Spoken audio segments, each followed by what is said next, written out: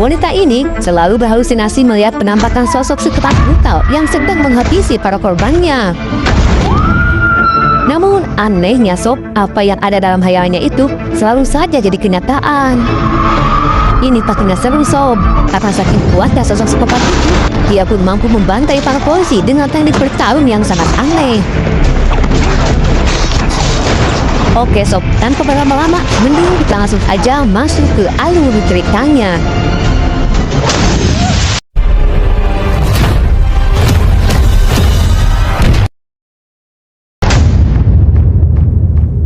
Film pun dimulai dengan memperlihatkan sebuah rumah sakit penelitian yang dinamai Rumah Sakit Simeon, di mana saat itu, tepatnya di tahun 1993, seorang dokter bernama Florence Weaver sedang mendokumentasikan hasil penelitiannya terkait seorang pasien bernama Gabriel yang tumbuh semakin kuat dan sulit dikendalikan. Not only is Gabriel getting stronger, we will no longer be able to contain him. Dan benar aja sob, saat itu Gabriel sedang mengamuk hingga para petugas medis pun dibuat kewalahan karena si Gabriel ini tidak mempan dengan sengatan listrik dan justru dia sendirilah yang kini mampu mengendalikan listrik dengan kekuatan otaknya hingga semua mesin peralatan medis pun ada di bawah kendalinya.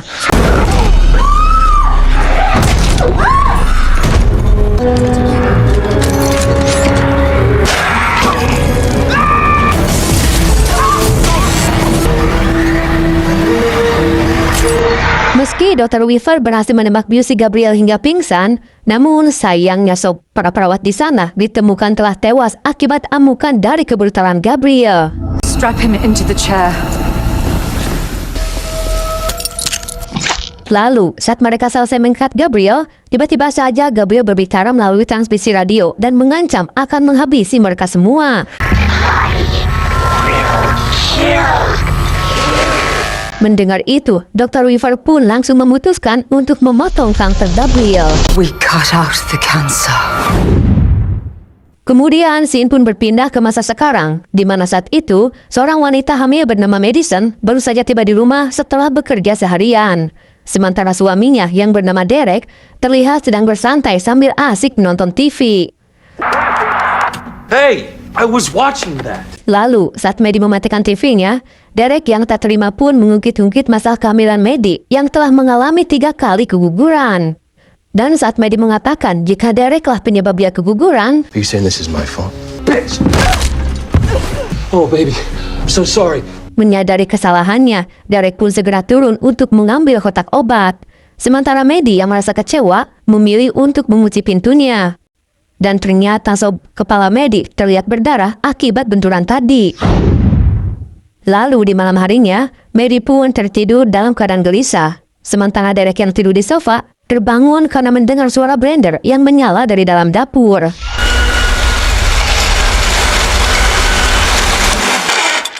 Kemudian Derek pun kembali dikejutkan dengan suara TV yang tiba-tiba menyala.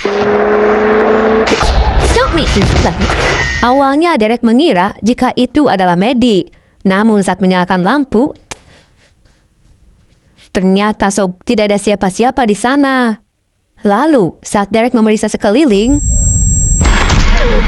Maddie yang terbangun dengan meninggalkan noda darah di bantalnya terlihat sangat mencemaskan Derek hingga dia pun turun untuk mencari suaminya. Maddie pun dibuat terkejut sob saat menemukan Derek yang telah tewas dengan kepala yang terbalik. Lalu saat Maddie melihat sosok bayangan yang hendak mendekat ke arahnya, dia pun berusaha untuk segera kabur.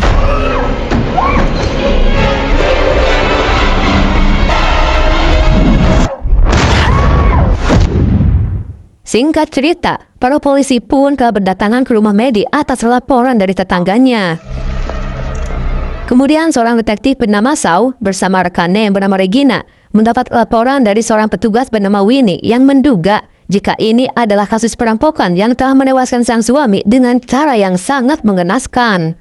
Sementara sang istri yang ditemukan tak sadarkan diri di dalam kamarnya kini telah dibawa ke rumah sakit. The wife already at the hospital. We found her unconscious in the nursery. Lalu beberapa waktu kemudian, Maddie yang mulai tersadar di rumah sakit pun terlihat sedang ditemani oleh adiknya yang bernama Sydney. What happened? You're in a hospital. Where's Derek? Dan dengan berat hati sob, Sydney pun menjelaskan jika dalam insiden itu bukan hanya Derek yang tewas menjadi korban, tetapi bayi yang sedang dikandung Maddie pun tidak bisa diselamatkan. Mendengar itu, Maddie pun langsung menangis histeris.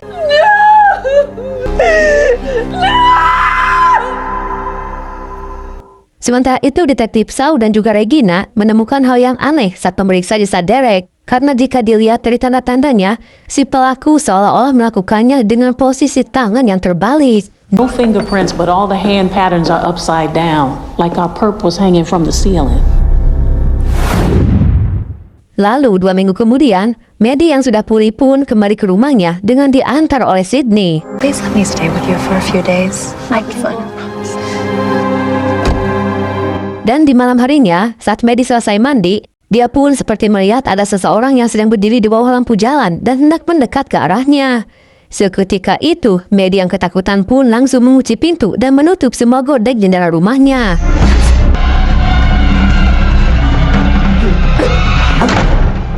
Kemudian Maddie pun mencoba mensugesti dirinya jika sebenarnya tidak ada orang di luar sana dan itu hanya ada dalam pikiran Maddie saja.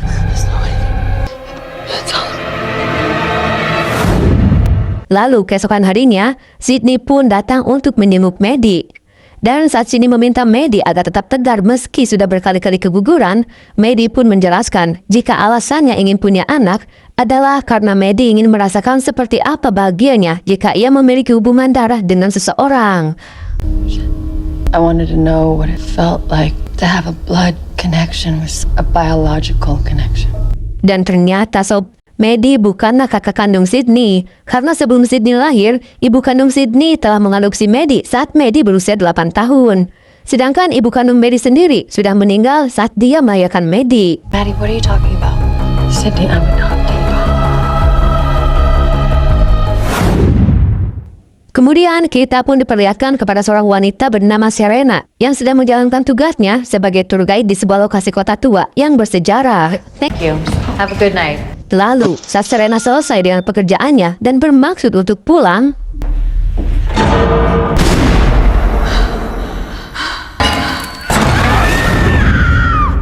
dan beberapa saat kemudian, Serena pun tersadar dalam keadaan terikat pada sebuah atap di sebuah ruangan.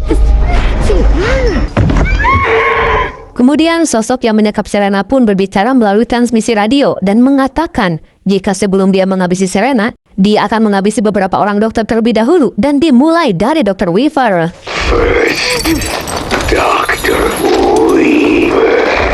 Sementara di rumahnya Dr. Weaver, dia pun mendapatkan telepon dari sosok tersebut yang mengatakan jika kini sudah saatnya untuk memotong kanker. Mendengar itu, Dr. Weaver yang teringat dengan proyek penelitiannya dulu mencoba membuka kembali berkas-berkas dari salah satu pasiennya. Sementara itu di rumahnya, Maddie yang hendak mencuci pakaian pun tiba-tiba saja merasakan nyeri di kepalanya, disertai dengan berkedipnya semua lampu yang ada di rumahnya. Dan ternyata kepala Maddie kembali berdarah.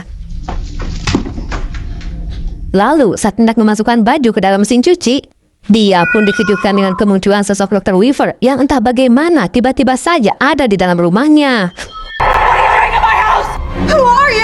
Lalu keanehan pun terjadi saat Maddie tiba-tiba saja tidak bisa bergerak disertai dengan kemunculan sosok misterius yang langsung menyerang Dr. Weaver. Dan tiba-tiba aja suasana rumah Maddie berubah menjadi rumahnya Dr. Weaver.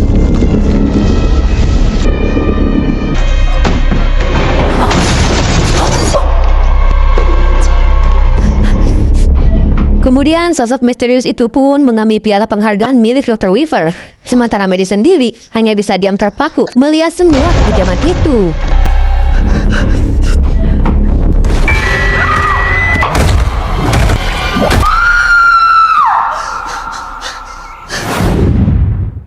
Singkat cerita, Detektif Shaw dan juga Regina terlihat sudah ada di rumahnya Dr. Weaver untuk menganalisa TKP.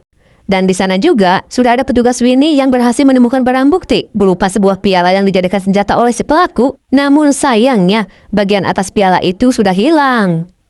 Lalu saat Detektif Shaw masuk ke ruang kerjanya Dr. Weaver, dia pun menemukan foto seorang anak perempuan dari salah satu berkas yang ada di sana. Kemudian Detektif Shaw pun meminta petugas untuk membawa semua berkas tersebut untuk dia selidiki. Sementara itu di ruangan tempat Serena disekap, terlihat sosok misterius itu sedang mengasah bagian atas piala Dr. Weaver untuk dijadikan semacam pisau yang akan dia gunakan sebagai senjata andalannya.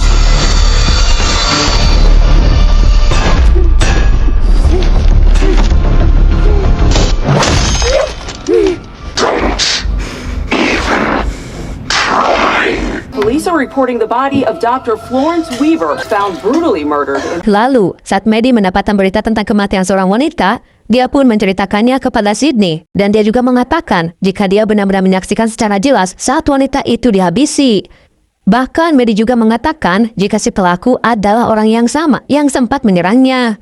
Namun anehnya, Maddie melihat semua kejadian itu dari dalam rumahnya sendiri. Hingga Sydney pun menduga jika kakaknya itu mungkin saja punya semacam indera keenam atau semacam indigo lah yang mampu menerawang peristiwa yang sedang terjadi. I saw him murdering her in her house. And it was like I was there and here at the same time.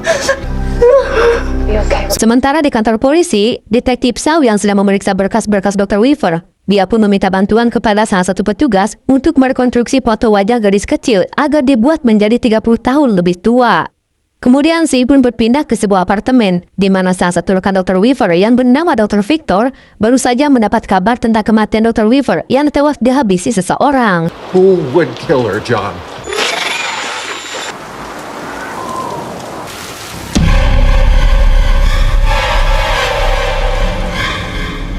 Lalu, dengan wajah penuh kecemasan, dia pun naik ke ranjangnya untuk beristirahat. Dan di waktu yang bersamaan, Maddie yang sedang tidur pun tiba-tiba terbangun. Dan dia pun dibuat terkejut saat melihat ada seseorang yang sedang tidur di sampingnya. Dan lagi-lagi sob, Maddie tidak bisa menggerakkan tubuhnya saat sosok misterius itu kembali muncul disertai suasana kamar yang tiba-tiba berubah menjadi kamarnya Dr. Victor.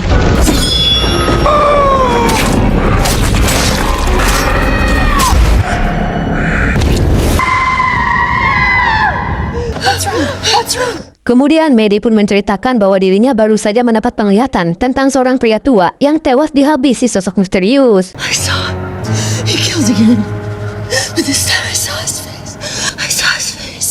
Singkat cerita, mereka berdua pun mendatangi kantor polisi untuk melaporkan tentang apa yang baru saja dilihat Maddie, yaitu terkait sosok misterius yang kembali menghabisi seseorang di sebuah apartemen.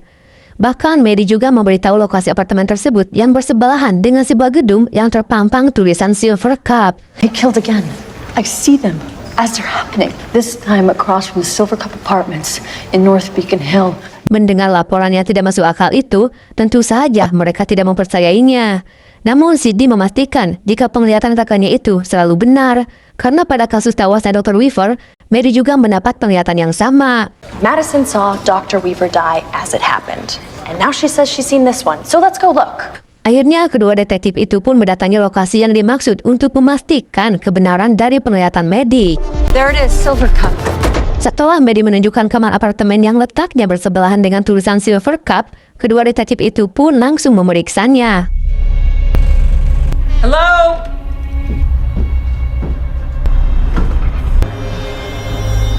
Dan benar aja sob, mereka menemukan Dr. Victor yang sudah tewas secara mengenaskan. Singkat cerita, setelah Maddie memberikan gambar sketsa wajah dari sosok misterius yang telah dilihatnya, dia pun meminta izin untuk ke toilet sebentar. Dan saat di toilet, Maddie pun menerima telepon dari nomor tak dikenal yang memanggil Maddie dengan nama Emily. Lalu, saat si penelpon itu mengancam jika dia akan menghabisi semua orang yang berhubungan dengan Maddie, dengan spontan, Maddie pun melarangnya dan memanggil si penelpon dengan sebutan Gabriel. I'm going to make them pay for what they did. Gabriel, no! Dan sepertinya sob, Gabriel ini adalah sosok yang sempat dikenal Maddie. Namun meski Maddie melupakannya, sepertinya ingatan tentang si Gabriel ini masih tersimpan di alam bawah sadarnya Maddie. Deep down, you always know. Lalu, setelah Maddie dan Sydney meninggalkan kantor polisi, detektif Shaw pun menerima foto anak perempuan yang telah direkonstruksi wajahnya menjadi dewasa, yang ternyata sob, wajahnya sangat mirip dengan wajah Maddie. Kemudian Maddie dan Sydney pun terlihat mengunjungi ibu kandung Sydney, yang berarti dia adalah ibu asuh yang telah mengadopsi Maddie. Dan saat Maddie mempertanyakan tentang Gabriel, si ibu pun langsung memutarkan video rekaman saat Maddie berulang tahun. Kemudian ibu asuh Maddie pun menjelaskan jika Maddie selalu berbicara dengan sosok tak nampak yang Maddie panggil dengan nama Gabriel. Bahkan saat di malam pesta Natal, si ibu yang saat itu sedang mengandung Sydney sempat memergoki Maddie yang sedang berbicara dengan Gabriel melalui telepon mainan. Dan saat itu mereka mendengar jika Maddie melarang Gabriel untuk tidak menyakiti bayi yang sedang dikandung ibu asuhnya. Si ibu yang merasa jika sosok Gabriel ini sengaja diciptakan Maddie untuk menghilangkan penderitaan masa kecilnya, memutuskan untuk memberikan Maddie banyak cinta agar Maddie merasa bahagia dan tidak membutuhkan teman hayalan lagi. I always figured you created Gabriel so that you could survive that. We thought if we gave you enough love, you wouldn't need him anymore. Dan sepertinya Sob, upaya si ibu itu memang berhasil, hingga Maddie pun benar-benar bisa melupakan sosok Gabriel. Sementara itu di kantor polisi, detektif Shaw menemukan beberapa flash disk dari salah satu berkas milik Dr. Weaver. Dan ternyata, di dalamnya terdapat rekaman video Dr. Weaver yang sedang menjelaskan terkait anak bernama Emily yang mengaku sering mendapat bisikan jahat dari iblis. Karena itulah, Dr. Weaver meminta bantuan dua temannya, yaitu Dr. Victor dan juga Dr. Gregory. Contacted Dr. John Gregory, out at Hopkins, Dr. Victor Fields from the Los Angeles Children's Hospital, just to help determine a course of action. Lalu, saat melihat foto ketiga dokter itu, detektif Shaw yang menyadari jika target selanjutnya adalah Dr. Gregory, langsung mencari alamat tempat tinggalnya dan segera meluncur saat itu juga. Sementara itu, Maddie yang sedang berada di kamar mandi, kembali merasakan keanehan saat dirinya tiba-tiba saja berada di dalam kamar mandi Dr. Gregory, disertai dengan kemunculan sosok misterius. Dan di saat yang bersamaan, detektif Shaw yang baru tiba di sana langsung memeriksa seisi ruangan. Namun sayangnya Sob, dia terlambat karena sang dokter sudah tewas di dalam bak mandinya. Sementara Maddie yang masih dalam mode penerawangannya mencoba memperingatkan sang detektif jika si pelaku masih ada di dalam sana. Take them! He's still here!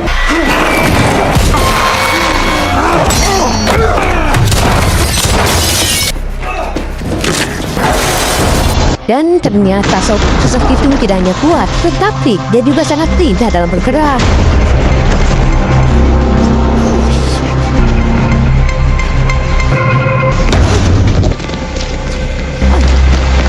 Namun anehnya Sob, pergerakan dari sosok itu terlihat janggal.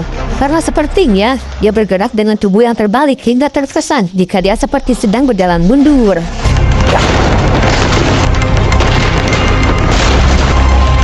Meski detektif Shaw sudah berupaya sekuat tenaga, namun sayangnya sosok itu berhasil kabur dari kejaran sang detektif. Lalu keesokan harinya, detektif Shaw dan juga Regina menemui Maddie untuk menjelaskan hasil investigasinya terkait hubungan Maddie dengan ketiga korban yang telah dihabisi oleh sosok misterius. Jadi Sob, 28 tahun yang lalu ketika dokter itu pernah menangani seorang pasien anak bernama Emily yang diduga itu adalah Maddie sewaktu kecil. I think you were born Emily May. I'm sorry, it blanked before Sydney's parents. Dan karena Maddie sama sekali tidak mengingat masa kecilnya, akhirnya mereka pun mendatangkan seorang psikiater untuk membuka kembali kenangan masa lalu Maddie dengan metode hipnoterapi. Lalu, saat Maddie berhasil masuk ke alam bawah sadarnya, dia pun mulai mengingat jika sosok Gabriel telah mengikutinya saat dia pindah ke rumah baru untuk diadopsi oleh keluarga Sydney. Maddie juga mengatakan jika Gabriel selalu saja memaksanya untuk berbuat buruk. Hingga pada suatu malam, dia pun disuruh Gabriel untuk memotong sebuah kue. Namun ternyata, itu semua hanyalah trik manipulasi Gabriel untuk melenyapkan Sydney yang masih ada dalam kandungan. Madison!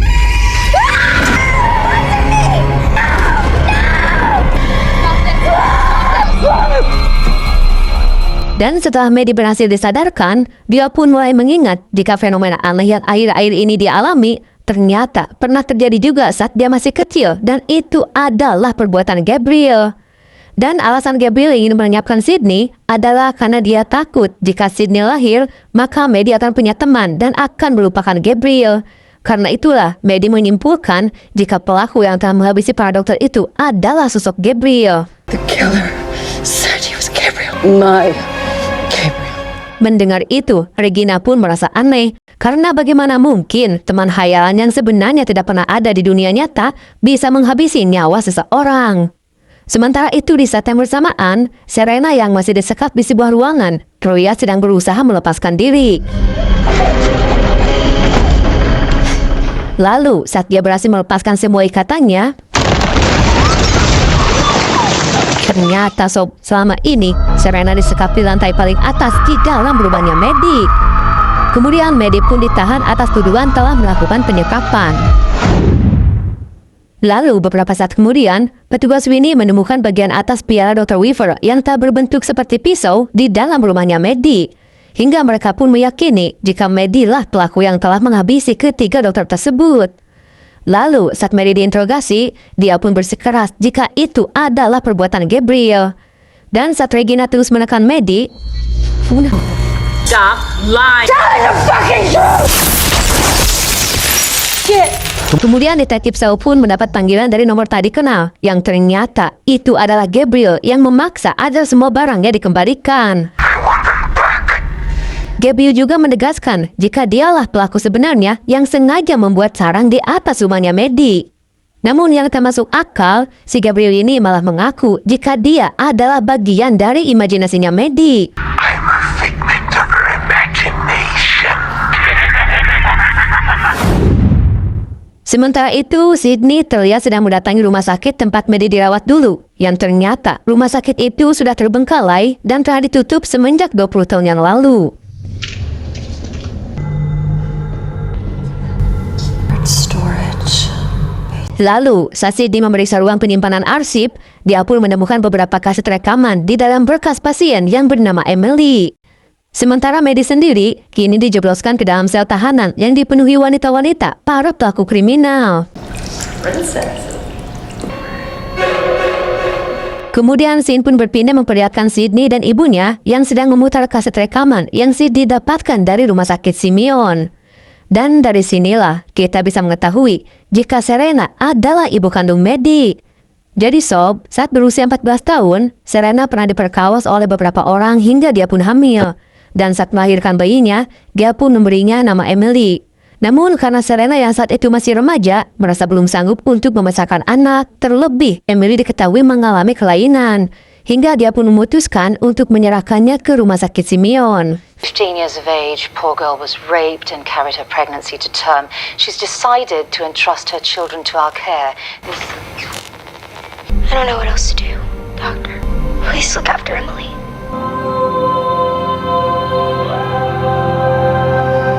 Serena May. This is Madison's birth mother. Kemudian rekaman pun berlanjut memperlihatkan Emily yang sedang diinterogasi oleh Dr. Weaver atas kelakuannya yang baru saja menyerang salah satu perawat di sana. Namun Emily menjawab jika pelakunya adalah Gabriel. Kemudian Dr. Weaver pun beralih untuk menginterogasi Gabriel. Dan ternyata sosok Gabriel ini bukanlah teman hayalan Emily, melainkan semacam parasit yang menempel di tubuh Emily. Mungkin bisa dikatakan jika mereka adalah kembar siam dengan struktur otak yang menyatu. Sedangkan kelebihan si Gabriel ini adalah dia memiliki gelombang otak yang sangat kuat hingga bisa menyerap daya listrik, bahkan mengendalikan gelombang transmisi alat elektronik yang ada di dekatnya. Karena itulah, dia cenderung lebih dominan daripada Emily, hingga Emily pun tak berdaya saat Gabriel mensabotase bagian otak Emily untuk bisa mengendalikan tubuhnya. Dan karena Gabriel ini selalu bersikap agresif dan sulit dikendalikan, akhirnya Dr. Weaver pun memutuskan untuk membuang Gabriel dari tubuh Emily. Namun karena otak mereka menyatu, Dr. Weaver pun tak bisa membuang semua bagian otak milik Gabriel, karena itu akan menewaskan Emily. Akhirnya Dr. Weaver pun terpaksa memasukkan kembali bagian otak milik Gabriel dan berharap jika nantinya Gabriel akan hilang dengan sendirinya. Namun ternyata si Gabriel ini tidak benar-benar hilang. Ya, meski kekuatannya tidak seagresif dulu, namun Gabriel punya kemampuan untuk memanipulasi Emily. Karena itulah saat Emily kecil, sering berkomunikasi dengan Gabriel seolah-olah dia punya teman hayalan sendiri. Dan setelah Sydney lahir, Emily pun tidak merasa kesepian lagi, hingga sosok Gabriel benar-benar telah dilupakannya, dan seolah-olah Gabriel telah dibuat tidur oleh Emily dalam waktu yang lama. Hingga akhirnya, Gabriel pun kembali terbangun saat kepala Maddie dibenturkan oleh suaminya. Dan semenjak itulah, Gabriel memberusaha membantai para dokter yang telah membuangnya dengan membajak tubuh Maddie dan memanipulasi pikirannya. Like a parasite, Gabriel feeds off Emily. Sementara itu di dalam penjara, Maddie pun terlihat sedang diganggu oleh tahanan lainnya.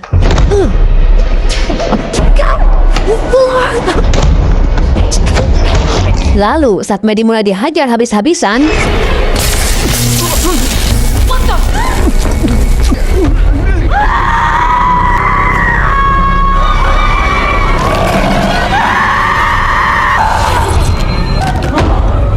Dan saat Gabriel kembali bangkit dan menguasai tubuh Maddie, maka inilah yang terjadi.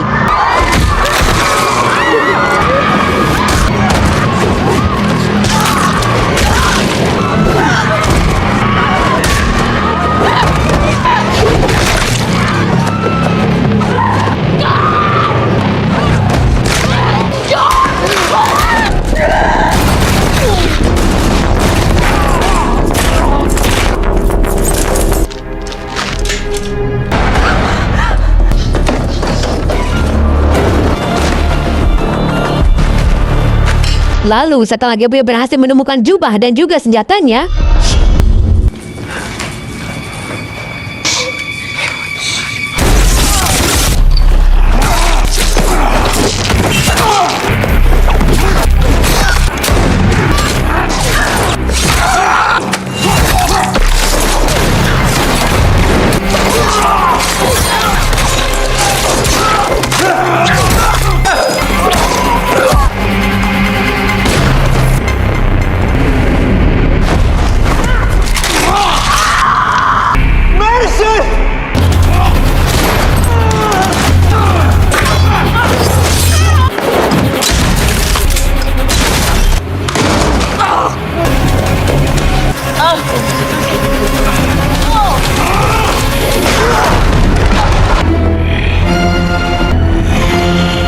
setelah menghabisi semua polisi yang ada di sana, Gabriel pun langsung kabur meninggalkan tempat tersebut.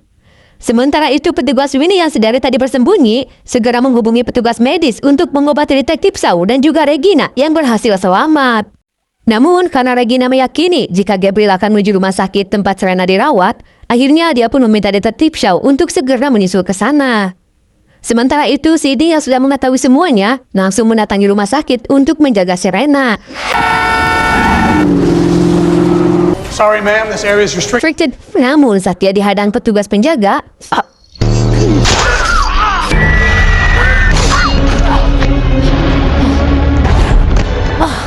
disinilah Gabriel meluapkan amarah kekecewaannya kepada Sidney yang dianggapnya telah merebut perhatian dan kasih sayang dari Maddie. Sementara Maddie sendiri hanya bisa menyaksikan saja tanpa bisa berbuat apa-apa. Gabriel, please forgive me. Dan untungnya Sob Serena yang telah tersadar segera meminta maaf kepada Gabriel hingga dia pun terlihat tenang. Namun tiba-tiba, setelah berhasil melumpuhkan detektif Shaw, Gabriel pun kembali membuka dan menyerang Sidney. Kemudian Sidney pun berusaha menyadarkan Maddie dengan mengatakan jika selama ini Gabriel lah yang menyebabkan Maddie selalu keguguran karena Gabriel sengaja memakan janin dalam perut Maddie untuk memperkuat dirinya. Mendengar itu, dengan penuh emosi, Maddie pun berusaha untuk bisa mengambil alih tubuhnya kembali. Dan inilah yang terjadi.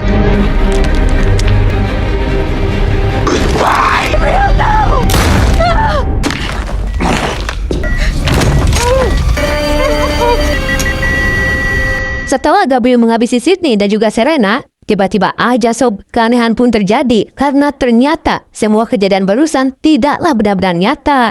Karena kini Maddie telah berhasil memanipulasi balik pikiran Gabriel dengan melakukan trik yang sama yang selama ini Gabriel lakukan kepadanya. Dan karena kini Maddie telah mampu mengendalikan tubuh dan juga pikirannya sendiri, maka dia pun menciptakan kehidupan khusus untuk Gabriel dengan menempatkannya di dalam penjara pikirannya sendiri.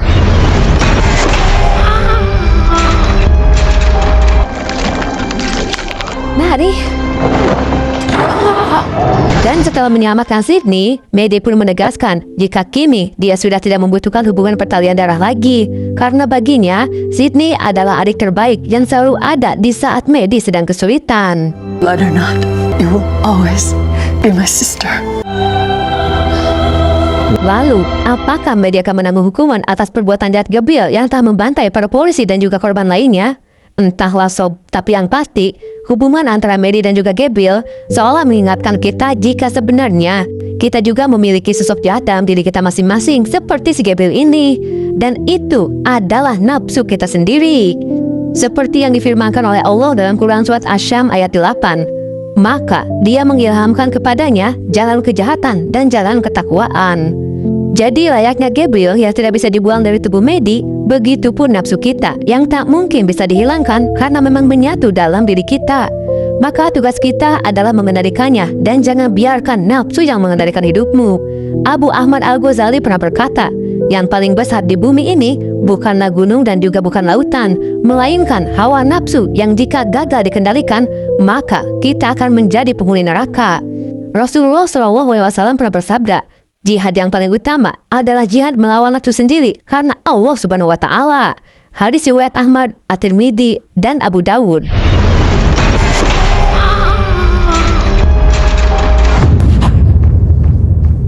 Seperti biasa, like kalau kalian suka, dislike kalau enggak, subscribe kalau belum. Sampai jumpa di video yang lain. Sekian dari saya, pamit undur diri. Assalamualaikum warahmatullahi wabarakatuh.